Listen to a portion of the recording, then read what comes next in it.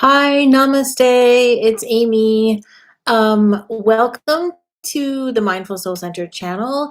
And today I just wanted to come on and say hello and talk about the Mindful Soul Center magazine and this digest that we have, which is volume 1, which is 6 issues of the magazine. I really love producing this magazine, and I've made it really affordable for people, and it's available in digital versions and in print versions. So what I wanted to do is I actually wanted to do a series of live videos where I am going to, well, today's going to be a little bit different because it's the first one, but I'm going to read something from this book. It's 305 pages. It's full color. And this is actually all 6 issues of the magazine, but I've actually, what I did is I deleted any kind of duplicate ads or duplicate pages because, sometimes some of them have the same thing about like the yoga clothing that we make, or the or the or the gratitude book or things like that. So anyway, so this is the cover. I think you might be seeing it like with the backwards because of the camera or whatever. But anyway, so I also produce something called the Chakra Workbook, and all of the things that I'm producing are full color. So these are, this is basically a replica of the magazine. It's just that it's on like a little bit lower, I wouldn't say lower quality, because it's a book form, it's a different quality of printing. It's not exactly the same as a glossy magazine, but it is full color, and the quality, we do have the higher quality, thick, nice paper on it. So you can even, this is the kind of book that you can keep and refer to it throughout time, because the kinds of articles and things that are in it are timeless. So I think what I'm going to just do is like flip to a page because I wanted to share something from it and read that particular thing. As if it's a recipe, I won't be reading it because obviously reading a recipe won't be very exciting. But I did pick, okay, so oh gosh, of course I had to pick one that has challenging pronunciations because I'm not great sometimes with pronouncing lots of different words. But basically, so today I did come to the article. Let's see, I'm not even sure which issue this is. I can tell you in a second. This is from the February-March 2020 issue, where we have cover art by Robin Reynolds. And one of the things, this particular issue did have some focusing on the heart. So there's a few articles on the heart, like the heart chakra and things like that. Anyway, so this one is Open Your Heart, and it's Matsyassana, also known as the fish pose, and the legends of Matsya. I'm not positive if that's pronunciation. Anybody who wants to send me a voice mail with the actual pronunciation, you can do that on the website. It's themindfulsoulcenter.com. I have a voicemail tab there. Okay. So anyway, one of the things that I think is really important in our life, first of all, we're always looking at the computer, especially now because of COVID. We're really inundated with staring at the screen. So one of the things that I like is I like the physical form of a book, especially when it's something that is like timeless information. So and also something that you want to refer to. And I also studied art in my lifetime, and I find that art and music are like super important to any human experience. And I think that we don't always get art in the same way that we could experience it. And especially now because of digital stuff, we're just inundated with content. And so I wanted to create this magazine to have like a physical thing for this timeless information, but also to share about the art, because when we're just skimming through on the internet, we're not always, there's so many things, but when we have a book, we can actually look at the different pictures and really get to have the feeling of it. Anyway, I'm going to, where's my glasses? Oh no. All right. Well, luckily the print is kind of big. So I'm going to actually read a little bit. So it says, with names like camel or frog or tree or fish, yoga poses often relate to other beings and stories too. As we practice, we can transform into these beings in our imaginations. For instance, when I practice tree pose with my foot firmly against my thigh and my arms raised, even when I'm unstable, swaying, I become the tree. Now, I haven't practiced fish pose in the water yet, but would like to see if I can fully embody the primal being that we once were as a fish, and maybe time without water. I already feel like a fish when I swim, or at least my idea of what it is like to be one, immersed in water, floating, gliding, moving, and buoyant. I feel vibrant and alive. It feels fundamental, essential, and basic, stirring in me feelings of comfort and fluidity. Maybe my ancestral brain kicks in, since after all, we did evolve from fish. Maybe that is why I really love this pose. But I don't like all the heart opening poses. In fact, some of them make me very uncomfortable. Feeling vulnerable and exposed isn't always fun.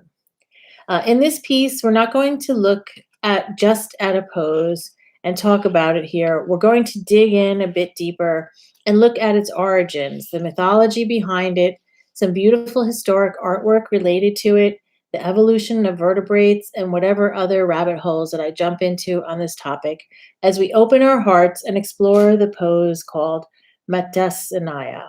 So let's dive in. Yes, pun intended.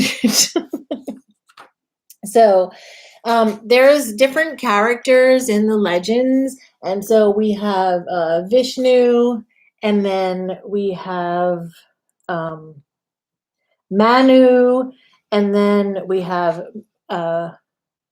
let's see. Well, I'll just keep reading instead of reading the titles. so here we go.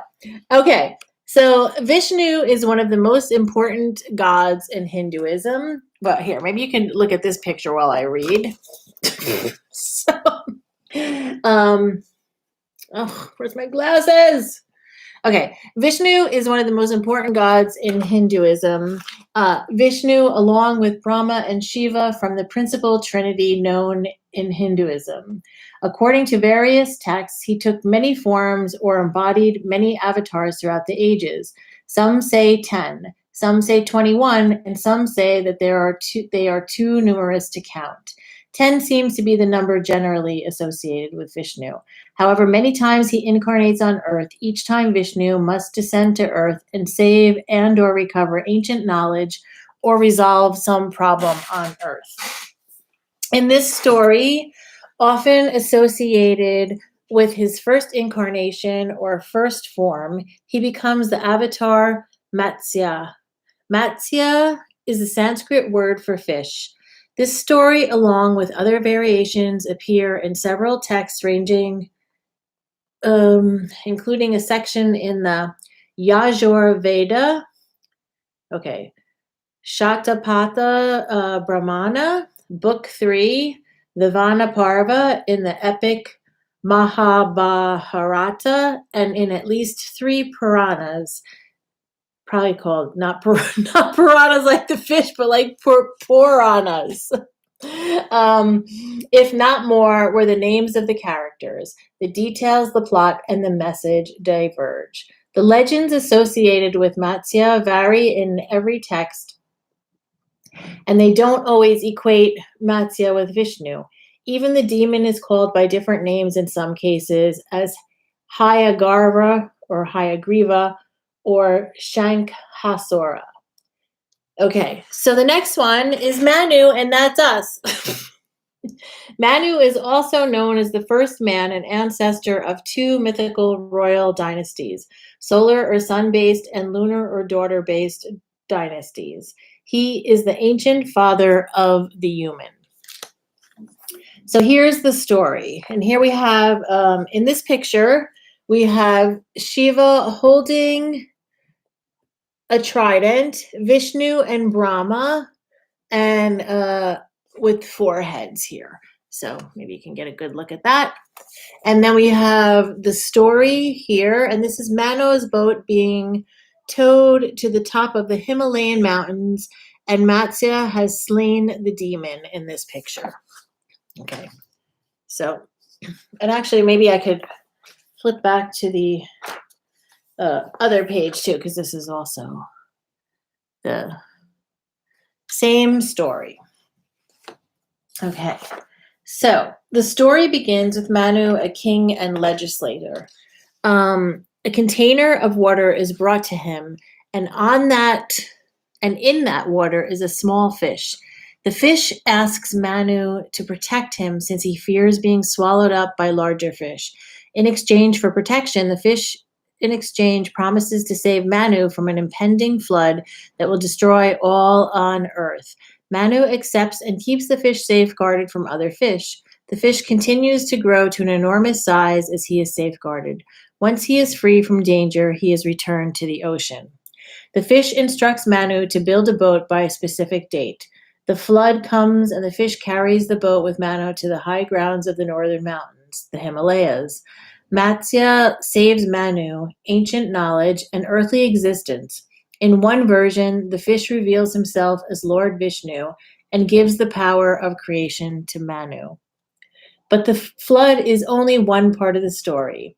In this story, Matsya must also save and restore ancient knowledge by slaying the demon Hayagriva or Shankasura, however he is called.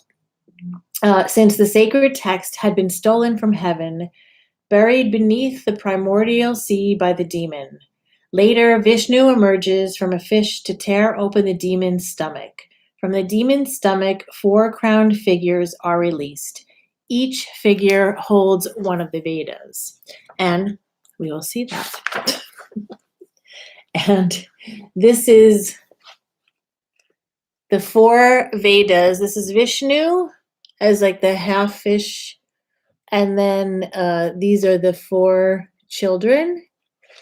So this is 4 Vedas as children, the chakra disc, and a conch shell. And the Vedas are the Rig Veda, the Yajur Veda, the Sama Veda, and the Atharva Veda. So anyway, okay. So embodied.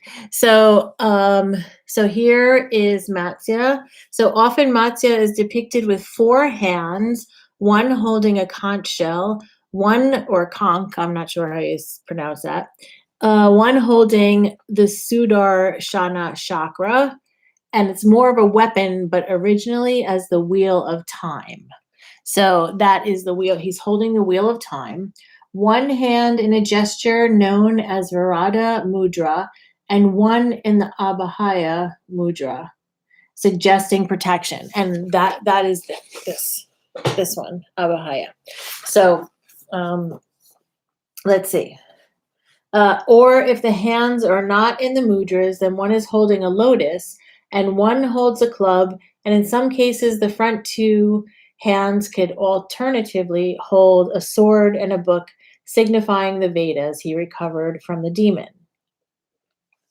Okay, so I don't know. There is a little bit more here. So I'm going to keep going, but I'd really love to know if whoever will be viewing this, if you can leave a comment and let me know if you are enjoying this, if you want to know more about like the yoga poses, or if you want more stories on that, or you want to hear like the other, because there are stories in here about all kinds of things, about grief, There are stories about the soul, about different ideas. There's quotes. So I probably even some days will just get on and flip to a page and read a quote or something. But anyway, so let's just quickly do the pose part. And then I will close this out. But I wanted to this is the first one. So it's Mindful Soul Center, the Digest, Volume 1. And let's keep going. Okay, so a heart opening back bend. So actually, this is from my yoga teacher training in India in Varkala. And this is my roommate. She was very nice to do the pose for me, and I took some pictures. So she's showing us the different variations. That's Sabrina doing it. She's a yoga teacher, and she lives in Australia. So here we go. Practiced in both Hatha yoga and Ashtanga yoga. It's a good pose to counterbalance the body following shoulder stand, or can be practiced before either way. Practicing both poses creates balance. There are a few variations to it, and I'll discuss them in the how-to section, and you'll see them in pictures, as my roommate Sabrina at Yoga Teacher Training was kind enough to demonstrate 2 variations. The lighting isn't terrific, but it was sufficient to show you the poses, and I'll supplement my terrible photography with some other pictures too. The fish pose provides a stretch to the neck and opens up the chest. This counter pose after shoulder stand opens the chest, and breathing deeply with each inhalation, the chest opens up more and more. So I'm actually not going to read you how to practice fish pose and the props and the variations. I will tell you the benefits of it though, because you can follow, I actually have yoga practices that you could follow along, and we do fish pose in some of them. So that's on the channel, but we also, you can also, if you find some other, yoga teacher that you like, you can do fish pose with them. So however you decide to do it. Or you can buy this book and then have all the instructions.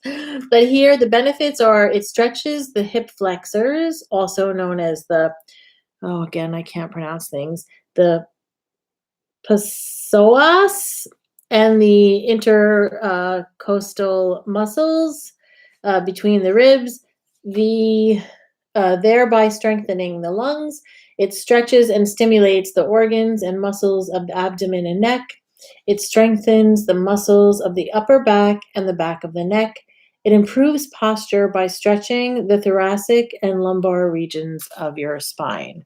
So, okay, so I think that about covers it for that article. But then we also have more on the heart in that issue. But there's so many different articles and poems and inspirational quotes in here, and we even have these like really great cards by Deja Druitt. She shares with us her beautiful artwork and gives us inspirational messages in every issue.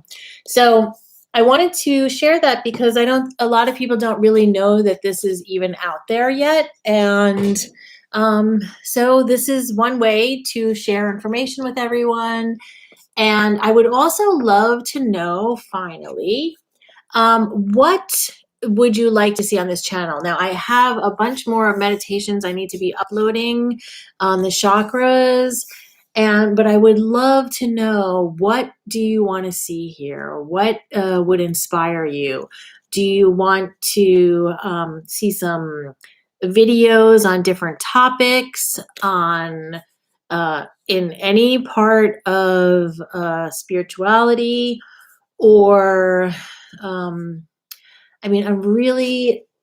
not quite, I have so many ideas and so many things to do, but it's really important that the people who are here, that you tell me what you want, because it's not all about me just rambling on talking. It's about what you want to learn, and what do you want from the Mindful Soul Center? So I'm really super excited to share this. You can go to the mindfulsoulcenter.com. You can purchase this.